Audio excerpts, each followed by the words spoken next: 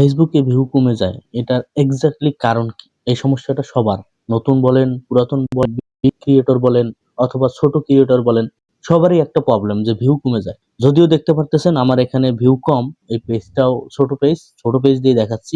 ছোট পেজে আসলে আমরা অনেকে হতাশ হয়ে যাই যখন ভিউ কমে যায়। একটা ভিডিওতে দেখি অনেক ভিউ হয়, পরের ভিডিওতে দেখি ভিউ একদমই ডাউন হয়ে যায়। মানে এরকম আমরা দেখি, আপ ডাউন হতে দেখি ভিউ। তো এই ভিউ আপ ডাউন কেন হয়, এটা নিয়ে আজকে আমাদের আলোচনা। এবং এই ভিডিওটা আপনি পুরোপুরি দেখেন, তাহলে আপনিও জানতে পারবেন যে ভিউ ডাউন হওয়ার কি কারণ। এক্স্যাক্টলি ভিউ ডাউন হওয়ার দুটো কারণ আছে, প্রধান দুটো কারণ। একটা কারণ হচ্ছে ফেসবুকের টেকনিক্যাল একটা ইস্যু আছে, মানে ফেসবুকের নিজের সমস্যা, টেকনিক্যাল প্রবলেম। আর একটা হচ্ছে ক্রিয়েটর, মানে আমাদের সমস্যা। এই দুটো সমস্যা যদি আপনি ফাইন্ড আউট করতে পারেন, তাহলে আপনি এখান থেকে সমাধান পাবেন। তবে এখানে একটা বিষয় বলে রাখি, অনেকেই বলে যে ভিউ পাওয়ার সিক্রেট বিষয় বা এই অনেক কিছু আছে যেগুলো মানলে আপনার ভিউ বাড়বে। অনেকে বলে যে অনেক ধরনের সিক্রেট বিষয় আছে, আসলে এই সিক্রেট বিষয় বলতে কিছুই নাই। এই যে আমি দুটো প্রবলেম বললাম, এই দুটো প্রবলেম যদি আপনি সলভ করতে পারেন, আপনি যদি জানেন, তাহলেই কিন্তু আপনি এখান থেকে সমাধান পাবেন।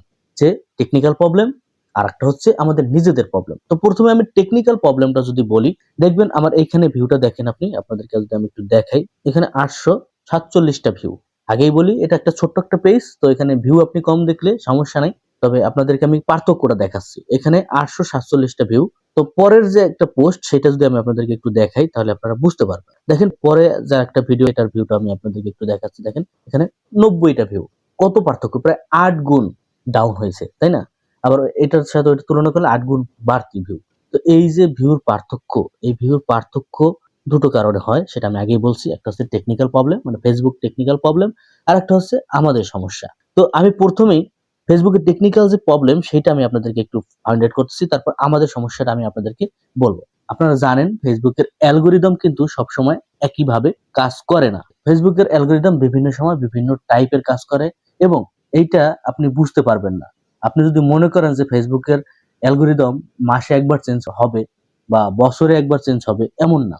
ফেসবুকের অ্যালগোরিদম প্রতিদিন চেঞ্জ হয়, এমনকি প্রতি ঘন্টায় ঘন্টায়ও চেঞ্জ হইতে পারে। তো আপনার এই ফেসবুকের অ্যালগোরিদম বোঝা সবচাইতে বড় কষ্টকর। এইটা হচ্ছে একটু সমস্যা। এটাই আপনি টেকনিক্যাল প্রবলেম ধরতে পারেন।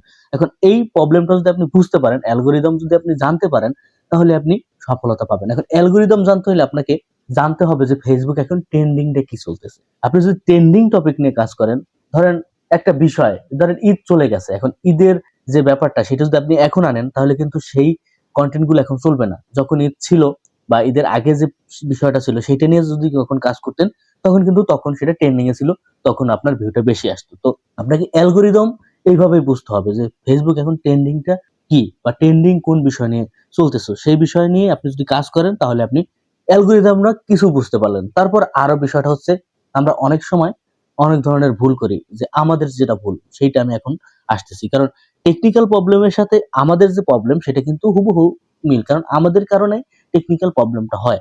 এখন আমাদের যে ভুলটা, সেটা আমি আপনাদেরকে দেখাচ্ছি। দেখেন এইখানে যে ভিউটা আসছে, এটা কিন্তু অনেক ভিউ। আমার যে পেজটা, আমি যে পেজটা দেখাচ্ছি, এই পেজটা মূলত প্রথমত টেক রিলেটেড নিয়ে কাজ করা হয়। তো এখানে টেক রিলেটেড এর যে ভিডিওগুলো, সেগুলো একটু বেশি ভিউ হচ্ছে।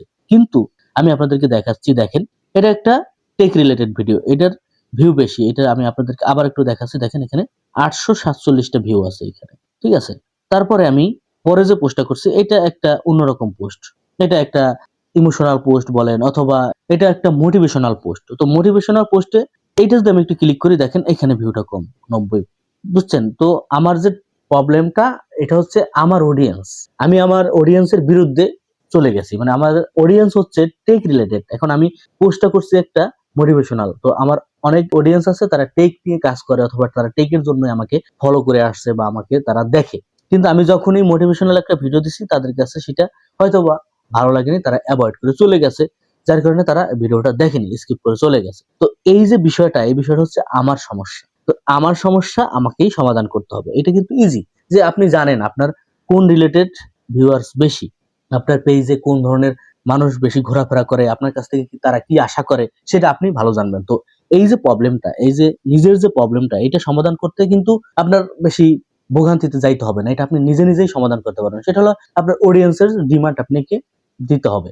এখন এই বিষয়টা কিন্তু সময় বলি যে অডিয়েন্সের বিষয়টা আমাদেরকে লক্ষ্য রাখতে হবে। তারপর আর একটা বিষয় হচ্ছে হুকের বিষয়। মানে আমি কিন্তু কয়েকটা ভিডিওতে বলছি যে আপনারা যখন ভিডিও তৈরি করবেন সেটা 30 সেকেন্ডের ভিডিও হোক, কিন্তু প্রথম 5 সেকেন্ড অথবা 10 সেকেন্ডের ভিতরে আপনাকে এমন কিছু করতে হবে, এমন কিছু দেখাইতে হবে, এমন কিছু বলতে হবে যেটা অডিয়েন্সের আকর্ষণ বাড়ে, অডিয়েন্স যাতে পুরো ভিডিওটা দেখার জন্য আগ্রহ প্রকাশ করে।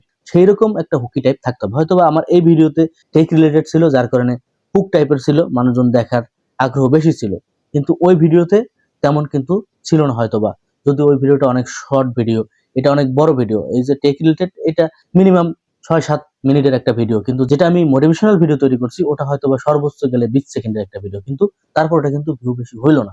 ওই ভিডিওতে কিন্তু বেশি ভিউ হওয়ার কথা ছিল, কিন্তু হইলো না। কেন হইলো না? এটা হচ্ছে আমার অডিয়েন্সের বিরুদ্ধে গিয়ে আমি পোস্টটা করছি।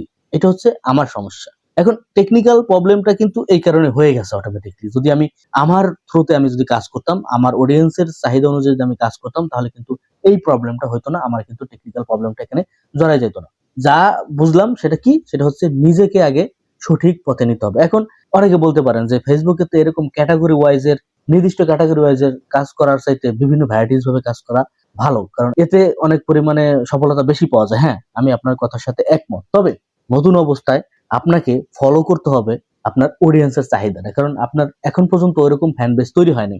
আপনার হয়তোবা ফলোয়ার 1K অথবা 2K অথবা 5K অথবা 10K ধরেন, কিন্তু আপনার কিন্তু ওইরকম ভাবে ফ্যান বেস তৈরি হয় নাই যে আপনি যে কোনো একটা বিষয় আনলেই সেটা কিছু দর্শক দেখবে বা সেটাকে শেয়ার করবে বা সেটাকে আরো উপরের দিকে নিয়ে যাবে, এরকম কিন্তু হয়নি।